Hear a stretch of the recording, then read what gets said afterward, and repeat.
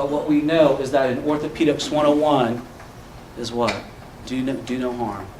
And honestly, if we're a little more specific than that, this is something that not only orthopedic residents learn, this is something that doctors learn. I mean, all of us lay people who aren't even in the medical profession know that if you're treating someone, you can't make them worse and more hurt than they were when they came into you.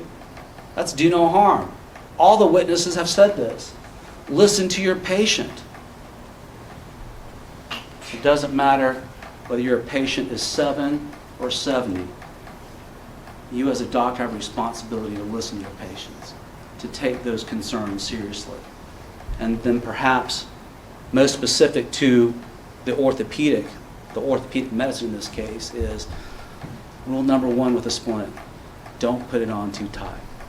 Why don't you put it on too tight? Because everyone knows if you put something on too tight, you'll squeeze down the arm or the tissue or whatever it is, you'll block the blood flow, block the circulation, and without blood, guess what? Things die, things get hurt.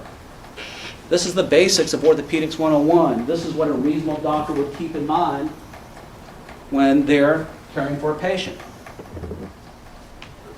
ACE graft plus Covan is dangerous.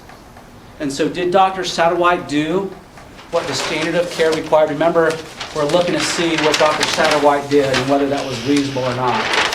But what did she admit in her own testimony? She wouldn't admit this was even her own splint, but we'll get to that in a minute. This construct, remember that discussion? This construct is not typical, normal, or traditional for me. So what is she telling us here? But if that's the splint that he had when she left her office, that should not have been there because it's not reasonable. That's a violation of the standard of care. She admitted it of herself. We'll piece it together to explain why she's there and why she says that. But she admits for herself that this is not typical, not normal, not usual, not traditional. That's the reason why I kept repeating that, so that you could hear that what she was doing in her own words was not ordinary. That's not what a reasonable orthopedic surgeon does when you're wrapping a splint. You even saw her own testimony. She got up here a second time, and she admitted, and I wrote this verbatim, that splint, that should not be the splint that he left my office with on December the 5th. Setting aside the issue of whether she did or not. She admitted that. So the evidence is abundantly clear.